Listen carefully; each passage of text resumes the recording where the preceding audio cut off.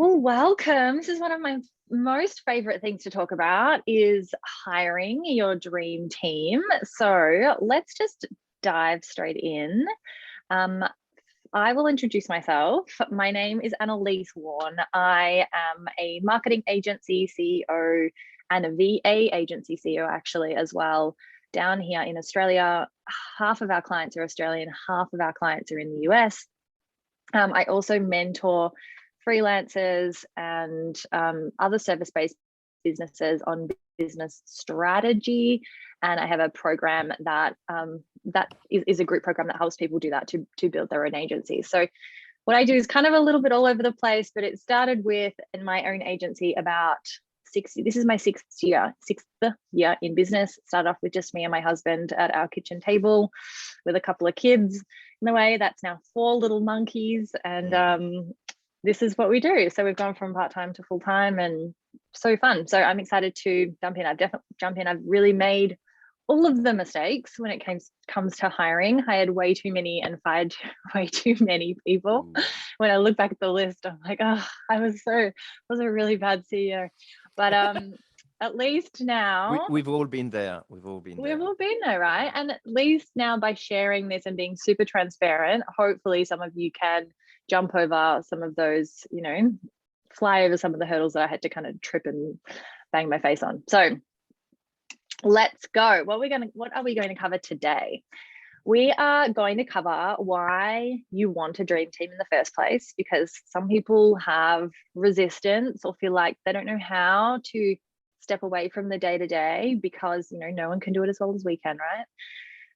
We're going to talk through a simple but powerful hiring process that will filter out a whole heap of people before we even get started. We are going to go through how to choose the right person once you have done that, once you've done all of that, the hiring interviewing process. And we are going to talk through the 3-step onboarding process as well. All right. So if at any point you want to ask questions while we're going, if you feel like writing them down, that's fine. If you want to pop them in the chat, so when we come to question time, I can jump in and go there. That's totally cool too. That way you won't kind of lose track of the question. So feel free to just, keep them coming, and we'll come back to it. So let's talk about why you want a dream team. And what do I mean here? For me, a dream team is more than just a bunch of employees that you pay to do some things, right? You want people that are really solidly invested in the vision for the business. And in order to do that, you need to get them invested in that mission and help them to realize how they will make their dreams come true inside your business. So it's not just you're hiring someone per hourly rate, because that's what then you're going to get, right? We need to really figure out how we can integrate the people into our business in a way that means that they get to live the life they want to live by being a part of your company. So that's what I mean by dream team, is people fully invested, like linking arms with, not you're like, pushing these people up a hill or you're dragging them behind you. You want people who are linking arms with you and you are walking this together, because that's how things are going to be better and easier. And that's how you're going to get your business to where you want to go quicker. So with a dream team, you don't have to do everything yourself, right? Which sounds really obvious, but often at the start, that's where we start, is doing it all ourselves. And we're really great at it and we can do it really quickly. And that's why sometimes we feel like hiring someone is a step backwards, because they're going to not do it as quickly. And you've got to actually stop and take the time to do the policies and procedures and train them and check them. And sometimes it can feel like you're paying someone and you're doing double the work, right? And yes, that's how it's going to feel at the start. But by doing that, by taking the time, even if it takes you a week, right? By taking that week when it might have taken you an hour, you then don't have to do that thing ever again, because you have created that training material, you have trained the person to do the thing. So even if that person leaves, you have everything you need to then train the next person. So you don't have to do everything.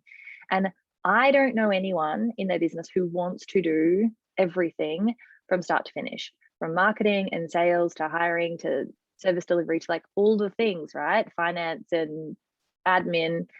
So let's get people in those things that are going to do them better and faster than us. Because the thing that you hate, the thing that you're like dragging your feet on, is going to be someone else's zone of genius. And it sounds unfathomable. Like for me, finance, I'm like, oh, like it's like the worst thing in the world, right? Having to like, it's the best thing.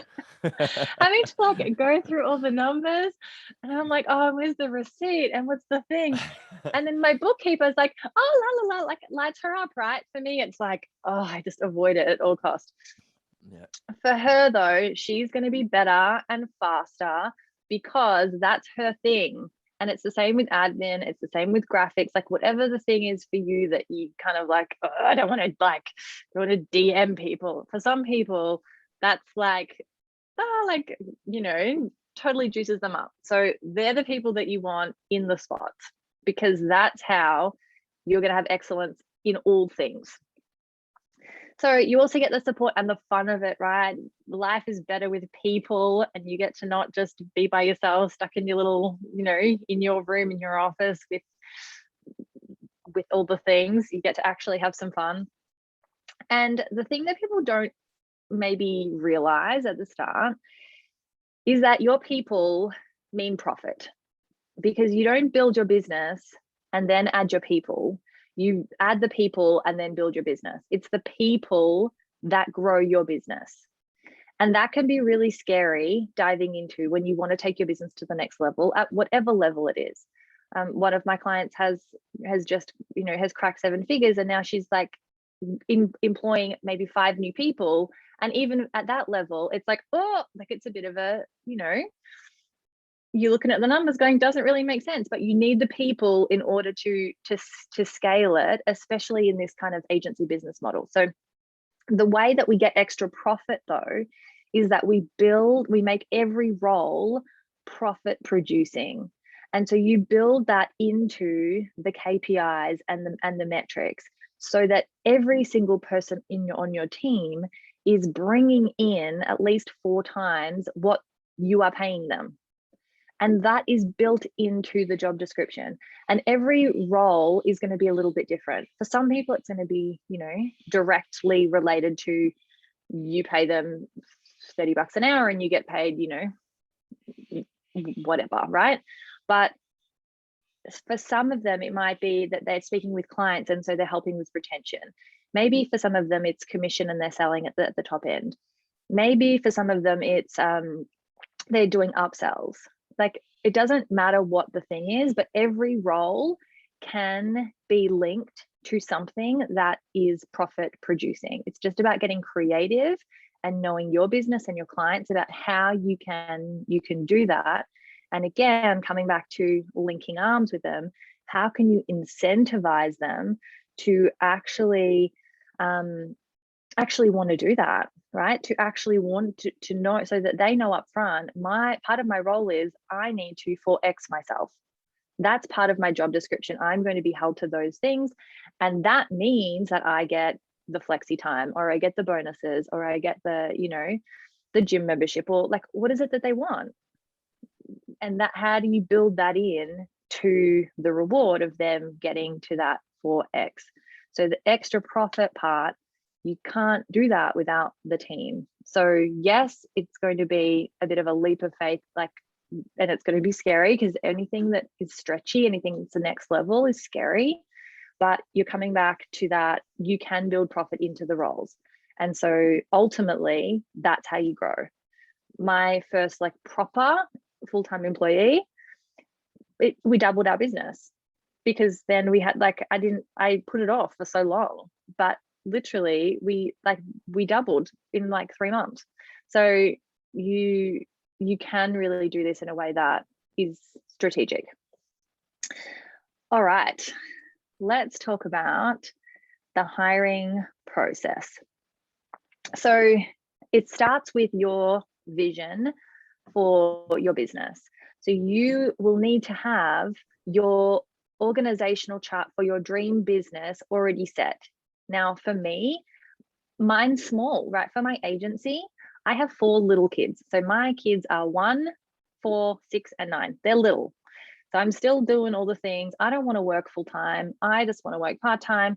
My team is a team of 9, and that's enough for me. Like right now, with all of the things going on, like that's my vision. That's perfect. I know how to sell. I could grow it, but I don't want to. So what's your vision? Because if your vision is it doesn't matter, but if your vision is your vision and you want to be working to that. So don't go after what other people are going after or what you think that you should go after. Really get in touch with what you want for you right now, and that can change at any moment, right? You're the boss, but get in touch with what you want and create the organizational chart that you need to actually fulfill that. And maybe it's massive, maybe it's tiny, maybe it's somewhere in the middle. It doesn't matter. If it's perfect for you, it's perfect. So once you have that, you will know what kind of roles you need to do what you want to do to earn what you want to earn. So like back into it, right? Start with what you want to earn and how much you want to work, and then reverse engineer. From there, you'll know. And you'll know based on the types of roles, the types of personalities that you need. You're not going to put an introvert who doesn't want to speak, doesn't really want to talk to people in a sales role. And the same, you're not going to put like a really bubbly person who loves social media in like, an administration role. You're going to have personalities around those ideal roles that you want in your business. And with that, you can come up with really detailed job descriptions with what their responsibilities are, what their tasks are going to be, what their KPIs are going to be. Remember, you're telling them up front, they need to 4x themselves, and you're going to give them the ability to do that. And so if you can do more than 4x, amazing. But let's start with that, right? Because then at least you're getting that profit. If you can 10x them, amazing. Often you can, especially in a sales role, you're going to way past 4x them. But let's just start with that as the basic. So the job description should be really, really detailed, because you want people to read it and go, oh my goodness, this is my dream role, or heck no, that's not for me. You don't want the maybes that are just like, I need a job. Like, you don't want those people. You want people to lean in, or you want people to lean out and run, right? Because you don't want to waste your time. The other thing that I really like to do with job descriptions is put little tests in there, like put either a code word or put some spelling mistakes or something like that, and you put it at the end. You say that in the email that when they're going to apply for the job, that they need to tell you what the 2 spelling mistakes are. I also like to make them have the subject line with a certain word. Like I like them to have attention banana as the subject line, so I know that they're paying attention. They need to give me the spelling mistakes or the code word or whatever it is I put in. And I also like them to tell me a joke, because this is making sure that they are, I'm serious. This is making sure that they're paying attention. You want people with attention to detail, most likely. You want people who can follow instructions. And if right off the bat, they can't do those things, they're not your people. They're just not your people. So that having a really thorough job description with a few tests in there like those, feel free to steal those ones, use your own. I like the joke one too, because at least then you know their personality and you're like, am I actually going to like this person, or is that joke was it degrading, or was it dirty, or was it really fun? You kind of get a sense of the personality a bit more of by picking their favorite joke. So that's why I like that one. All right, so that's that part. I feel like I'm talking a lot, which is fine, but normally we stop and make questions. The joke stuff is pretty fun. You must have had it all, right? Something that make you cringe and something that makes you laugh. Yeah, so I'm like, I really don't get it. I don't think I'm gonna I don't think I'm gonna get this person. It's kind of difficult to find a good joke, There's some good ones, but I can't remember them right now. Some were clever. And some linked banana because I'd said attention banana. Oh, some that linked is banana clever. and the joke and had the joke in the subject line. Like, yeah, that was clever. That is good. So yeah. All right, anyway, feel free to steal those, make your own, but some tests in there I find works well. I also like to get them right at the start to send me a 5-minute video interview, and that a video, sorry, not an interview, a video application letter. So with their CV, with their resume, whatever you call it, a 5-minute thing. So I get to feel their energy. Again, they're following instructions. They're telling me when they can work, when they want to work, what their goals are. And you really just get a sense of the person, and whether you want to spend time with them and whether they feel like they're going to be a good fit for the team you already have. So having that video thing, it really helps to go like, that person looked really good on paper, but actually, no, I'm not going to waste my time. So that's kind of all of that is before you've spoken to anyone, you get all of that. And then the interview process, make it like what you would like to make it. So whether we do a phone interview first, and then we do a couple of other interviews. For people who've made it to the last round, we give them a paid trial, like an assessment. We give them all the same tasks. It's 3, we normally do it to 3 people. We give them those tasks, we pay them, we give them $100 because I don't want to pay them per hour. Some might take 2, some might take 20. So we say, here's the job, you'll get $100 when you're done. And there you go. And with that, that you will then make that really job specific. You will know you'll know where people are at. And you're not expecting perfection, of course, but it will really highlight to you, okay, if I bring this person on, then these are the gaps and this is what I'm going to need to train on. Or, oh my gosh, they're amazing, they're coming in at here, I'm only going to need to do these things. Like, it just tells you a lot about exactly where they're at by having actual tasks. And I always give them actual client things. You can get them to sign a non-disclosure agreement if you'd like as well. But that then will usually be enough for me to make a decision. And of course, you can do your reference checks as well. And with that, with your reference checks, I like to ask really leading questions that make them tell me the bad stuff. And you can frame it in a way that is like, okay, so on the scale, are they more, are they quicker to do things? And, are they on the quicker and sloppy, or like really attention detail and slower? Like things like that really gets you the answers you want, because otherwise the references are just going to like, they're amazing. Yes, they're so great. Yes, they can talk to people, blah, blah, blah. Like they're just going to, give you lots of bull crap. Yeah, exactly. Yeah. They're just going to give you lots of bull crap. So think about your questions and about how you can, like, obviously you need to tell them that it is confidential, the whole process, and so that they will then open up a little bit and say, oh yeah, they actually weren't great at that thing, or because no one's great at everything, right? So you can normally kind of build a bit of rapport on the call and get them to tell you what you actually really need to know. All right, let me see how we're going for time. Okay. All right. So how do we choose, right? Once you actually have all of those things there, how do you choose? And I stole these 3 C's from Jessica Pierce from Career Connectors, who is someone that I work with. And she explains that you want a combination of competency, character, and chemistry. So competency is, can they do the job? But this is actually, in most cases, when you're looking for dream team, this is the least important thing. Like, I've just hired someone who has never done anything in an agency before, but I really like their character and I really like their chemistry. And so their character is, do they have the same values as you? Like, do they have the work ethic? Do they have the integrity? Like, do you agree with like their values, like their deeper values, their character as a person? Because you need to make sure that they're in line with the values of your business. And, obviously, honesty and all of those things, you need to make sure that they're in check. Chemistry is also super, super important. This is their attitude, their personality. Like, do you actually like the person?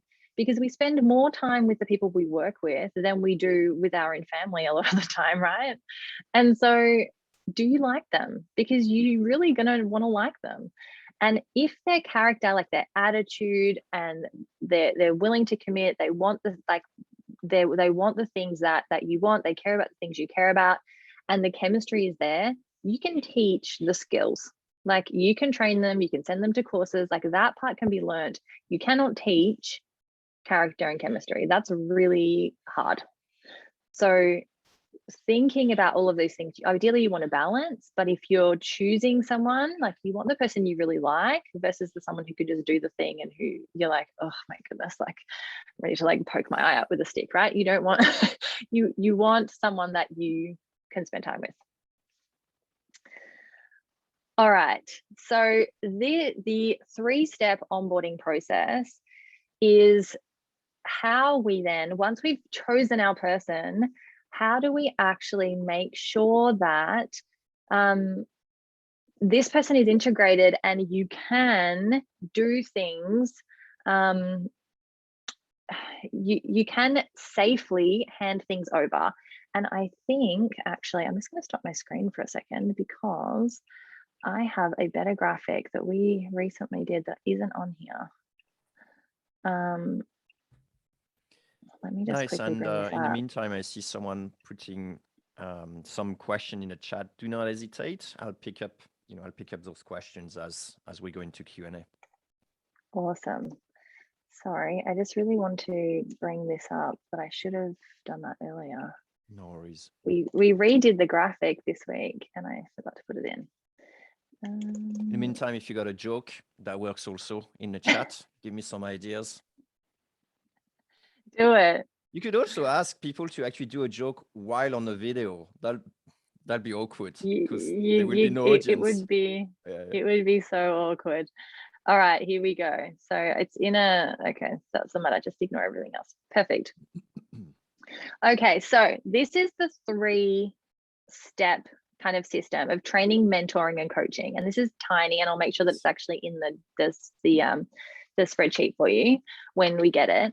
But it starts off with like really strict training, right? Like, do as I say, stick to the exact instructions, kind of thing. And then the next step, so that's when you're totally like checking everything. You are giving, like, you know, you're not assuming anything, because if you assume something, I tell you, it's going to be wrong, because their version of what you've said and your version of what you've said is totally different. Totally different. So even if you feel like you're totally micromanaging, don't worry about it, because they want to succeed and you are setting them up for success by making sure that they know exactly what it is that you need them to do, and they know what good looks like. So from there, that's the training, and it moves kind of onto you know, looking into this for me kind of thing, like report back to me. Then the mentoring phase, you are taking a step back. So one is like they're ghosting you, right? You're holding their hand, they're right there with you. The mentoring bit is you're going to give them something and they can check back. You can give them something, they can check back. So you are going to kind of start asking them what they might do, but you're going to override it most of the time, I guess. And then you're going to really be watching closely, but they're going to start trying to do it themselves.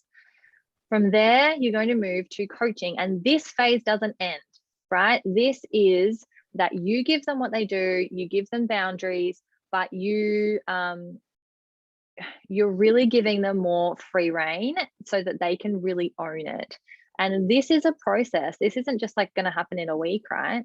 This is, you move into from training to mentoring to coaching, and coaching is going to be where you stay, because your job now, when you have a team, is not doing the thing. Your job now is people.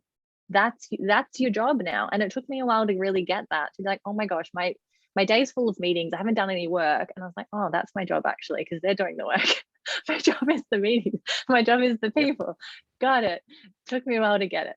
But And for a while I felt really torn, but once I kind of mapped it out and realized that by inputting into my people, that's how the business was growing, that's how we saw really great results, that's then, you know, it totally flips the script, kind of, it really shifts your priorities, and that's when your people can really thrive and the business can really thrive. So I'll make sure you guys get a copy of this one. Thank you. All right, I'll come back into here. While we do that, how long do you think each section takes roughly? So you say you stay in coaching, but in your experience, how long do you think training and mentoring takes? We do a 30-day training plan where they're Nice. really learning everything. So we have like a full 4-week process where we know what they're going to do every day. You know, they're learning, they're doing this training, they're doing these values, you know, whatever it is that they're doing this, they're shadowing people, they're whatever that is. So that for us is 30 days normally. And then the mentoring phase, I guess, is really going to be individual. It's just up to the person and how quickly they get it. Some are going to get it quicker than others. Yep. Some people are coming in at higher levels than others, and so they don't need as much. But when they're coming to you and everything that they give you is like, tick, yep, you're great, then you're going to be asking less, right? And you'll move into that more coaching phase where you are really checking their metrics and things, which is what we're talking about now. So the performance metrics, again, can feel like you are holding them to something that you don't want to hold them to, that you are micromanaging. It can feel really uncomfortable. But if you set up if you frame the whole role with metrics, then they're knowing what they're getting themselves into, and you are giving them everything they need to succeed. And it really comes back to showing them what good looks like. And when they know what good looks like, they can do it. And that then they're actually can relax into it and they're actually happier. It's not like you're setting these metrics that are, you know, totally impossible and they're never going to achieve it. And so they hated it and they hate you and they hate all the things, right? No, you've framed it up front that this is what we expect. This is where we need you to be. And what do you need for us to get you there? And then you always frame it with, how is that making their own dreams come true?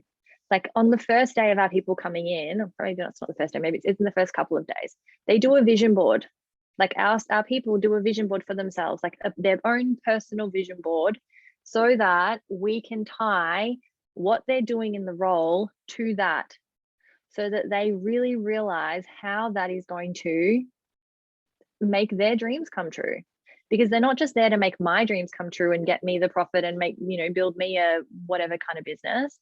That's not gonna cut it. That's not gonna get loyalty. That's not gonna get longevity.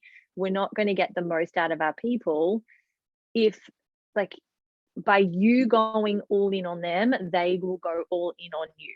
And so you really do, if you tie it to what do they want and how can you make that happen, then you're going to have someone that stays with you, because why would they leave, right? So when you're looking at performance metrics, you need to think about what matters to you to measure and how you're going to measure it. So for us, it's really about in some parts of our business, it's about quality, and it's about making sure that there's no mistakes, like errors in like tiny things like links on social media posts and, you know, spelling errors and all of those things, because our clients are high level clients and that's their front face. So if there's a wrong link, then it makes them look bad. So why are their clients going to pay them $15,000 for their program? Like, it's just not, the quality is really important. So we measure that and we track every error on a spreadsheet, which again, doesn't really feel good. But if you frame it like, this is how we then plug the holes so that we can get better results for our clients, so that, you know, we can provide the excellence we want to provide, then it's not with a like, I'm pointing the stick at you and how dare you make a mistake, because we all make mistakes, but it's just about how do we not continue to make the same mistakes over and over. So other metrics might be around, the ad results that you're getting. It might be around how many people you outreach to. It might be around how many sales you get or consults you get. There can be, you really have to make this unique to you, to the role, to coming back to the job description. How can you tie metrics to that you're actually going to check, and you're actually going to check them every month or every quarter, whatever makes sense. And maybe you're having a meeting with them, a 10-minute meeting every single day. Like, especially at the start, you probably are, especially with salespeople. Like, how's that going? And, how many people did you reach out to? How many people responded? How many consults are on the books this week? Just, it can be a 10-minute chat. You can fill out a spreadsheet, because again, you're helping them reach their goals, like their metrics, which means that their goals come true. And so they're going to be really invested in that. And some people are going to be excited about performance metrics and some are really not going to.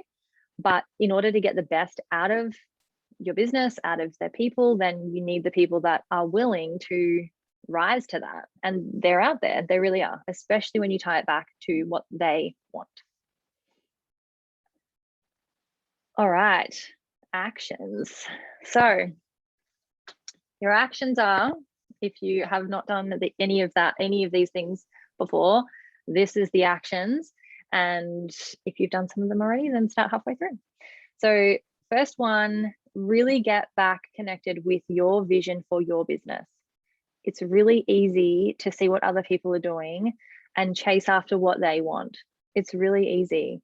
I know I got stuck in that at the start. When I started the agency, I did a training program and I was in it with all of these really young guys, and none of them had families, and all of them wanted, Lamborghinis and all the things. And they were getting so many consult calls. And I was like, and I was like, hang on, I set up my business so I could work 3 days a week. What am I doing? Okay, stop. And I had to backpedal. And so figure out what your vision is, create the organizational chart for that. Within that, figure out the metrics that you need in order to meet the goals. So for example, if you know that you need 4 new clients every month, then you might need to speak to 12 new clients every month. And in order to speak to 12 new clients every month, how many do you actually need to reach out to? Or how many, what do you need to spend on ads?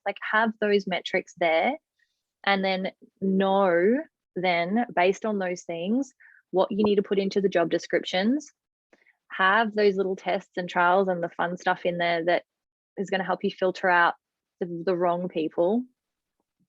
Make sure before you're hiring, you have the standard operating procedures in place for all of the jobs. Otherwise, you're going to bring them in and have no idea how to, you're not going to know what to give them. And they're not going to be able to do the work. And then they'll be around for 3 weeks and you'll fire them. So make sure you have some procedures, right? So that they can actually pick things up and go with them. Set up a training plan based on those procedures. And then the meeting schedules is, once you've hired them, figure out when you're going to meet with them. Is it 10 minutes at the start of the day and 10 minutes at the end? Is it one meeting every day? It doesn't matter, just figure out what works for you. So they are my action tasks, and now it's question time. Well, thank you. There was a lot of very interesting things. Some people asked for the PDF, but I'm sure Christian, you're gonna handle that, right?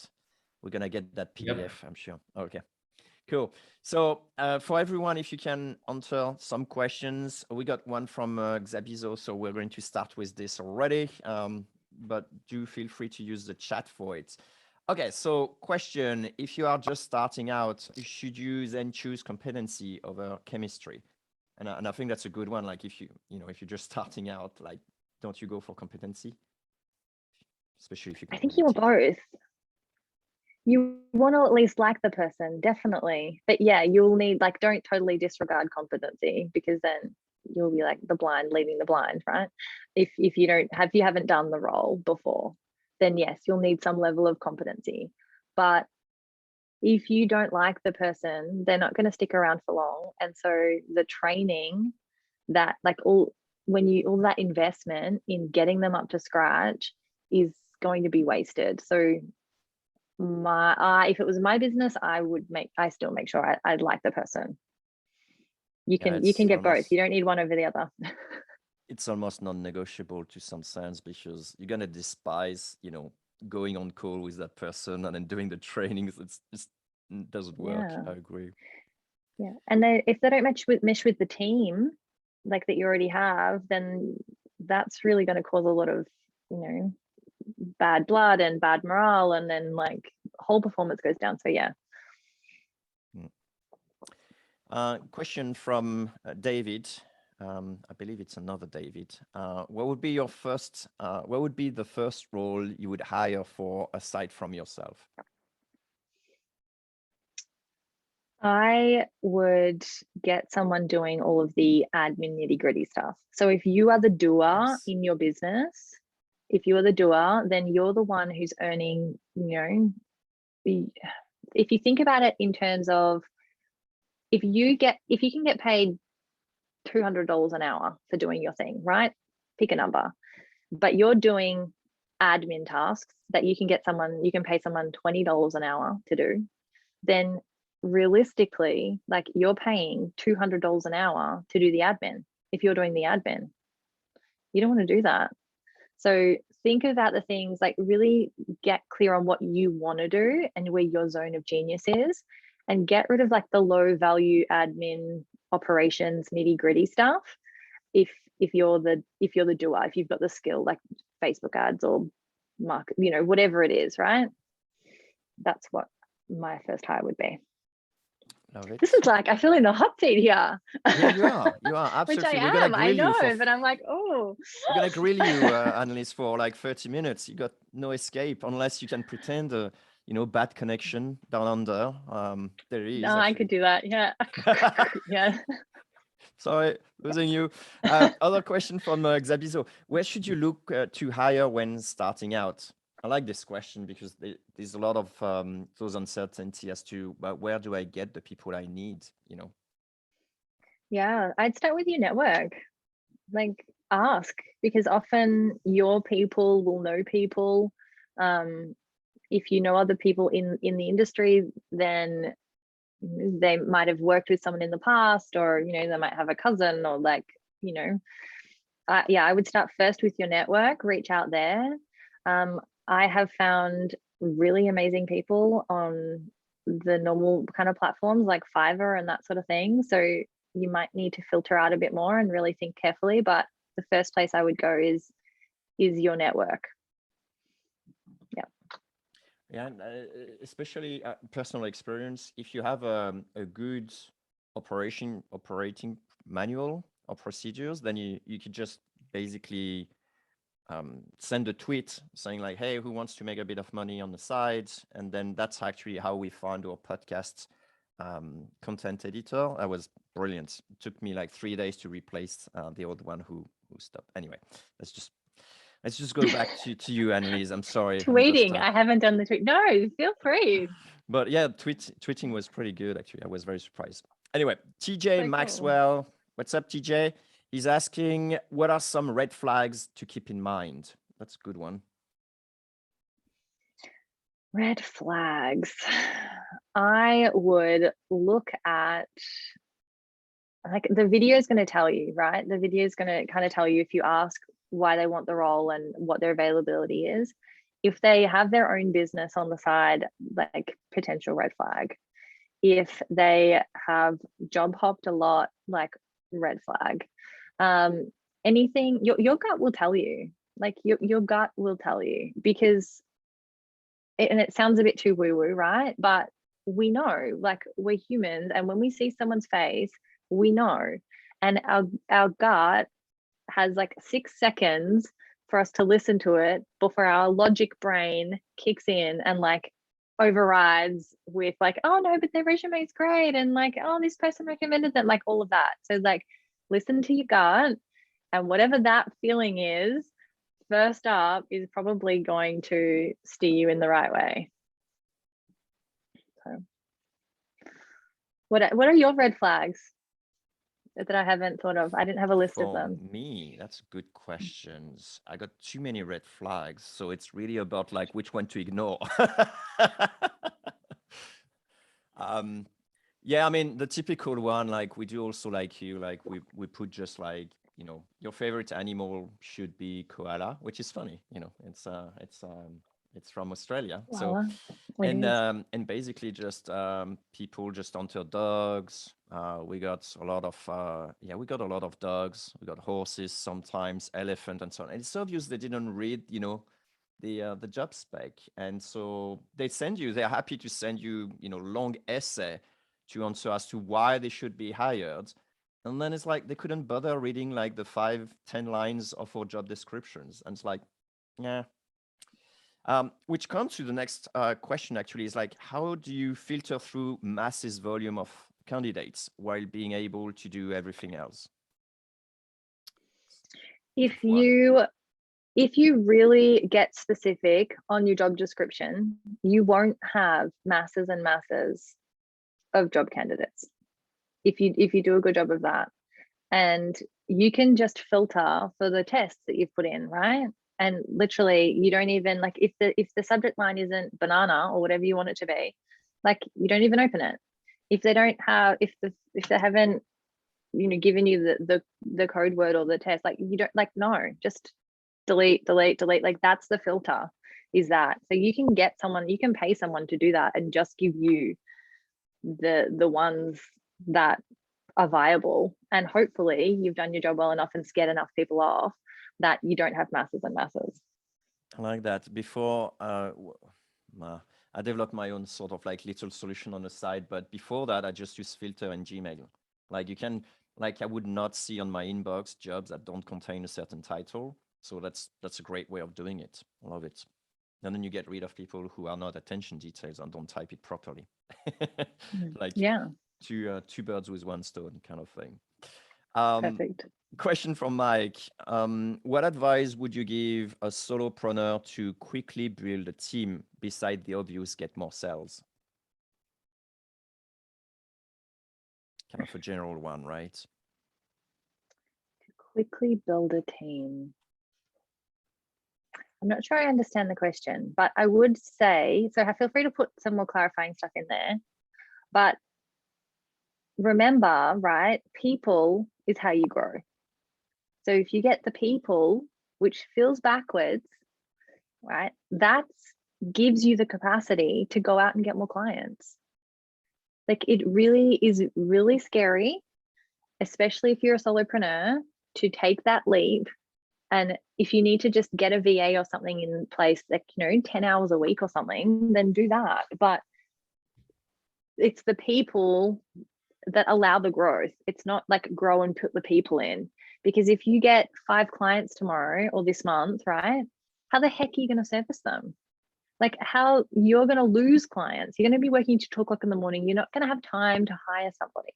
So it's really the people come, like it sounds backwards, like invest in yourself. And if that's only 10 hours a week, great. But like you just got to come to the point where you're like, enough's enough. I got to take the leap. And if you can, like, you know, go, okay, I'm going to do it in 2 months and spend that 2 months and save for that person.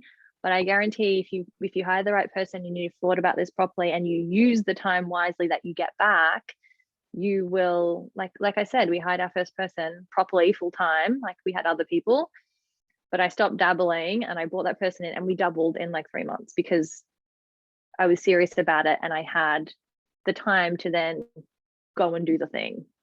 So if you have something that's working, that's how you scale it. It's people. Yeah, time management, super important. We got a question from Scott that is pretty similar to what I had in mind as well. Like, how do you actually make sure that people are bringing like 4x their salaries for certain positions that are more difficult to assess? He mentioned admins, for example, which is a sort of like obvious one, but there is also developers or, you know, or other type of different roles. How do you go about like linking that, like the line of sight between what they're doing and how much they're bringing? Yeah, well, for us, admin is around is about providing customer service and about making sure that we are providing that and retaining our people, and we are upselling to them, we are connecting with them, and that's where we keep those metrics around. We have numbers around how often people are churning, and what the kind of general considered rate is of them spending in the agency. And so if we're extending that out, then we're going to know about it. And if they are, they have to get in touch with them every week. They have to send them their analytics, like they're touching base. So you can build it in to different roles. Your developers, if they've got 0 client contact, then build it directly into their role so that you're charging them out at, whatever you need to charge them out at in terms of to get that 4x mark. No, I'm not sure I get it. Sorry. For admins, like how would you actually then link that to 4 times your profit? To 4 times what I'm paying them. Yeah. Sorry. Yeah. So with that, their metrics are around customer retention and upselling. Oh, sorry. I mean, like admin, I'm like thinking bookkeeping and things like that. Bookkeeping, not actual thing. Bookkeeping, it depends how you're structured. We outsource it. So I don't classify that a 4x role. If it was part of your admin role, then yeah, it's built into their admin, like their administration stuff. Yeah. Sorry, wording problem here. Okay, I got it. That's interesting. Yeah. Okay, so some roles are not 4x roles. It's just, administrative work. Okay, got it. Belinda, I would love to know, Annelise, what your org chart looks like for your VA agency. Don't have to disclose it. I don't know that I have a thing copy. Or like very structural, like how is that organized? Yeah, so I sell to everybody. Like, so I bring them in and I like to do that, and I like to do the strategy, so I keep it. Like that's something that, that's my zone of genius and I love it. So, and then some clients that I want to keep working with one-on-one, like not on one-on-one, but that I want to keep working with, I meet with them every week. And then I hand all of that work over to our project manager, who then deals with the people that are the doers. So, and if I'm not involved, if I'm just onboarding them and then they're not someone I want to spend every week with, then either an account manager or the project manager will speak to the client. And then again, so the client just speaks to one person. The client only ever speaks to one person because that is just cleaner.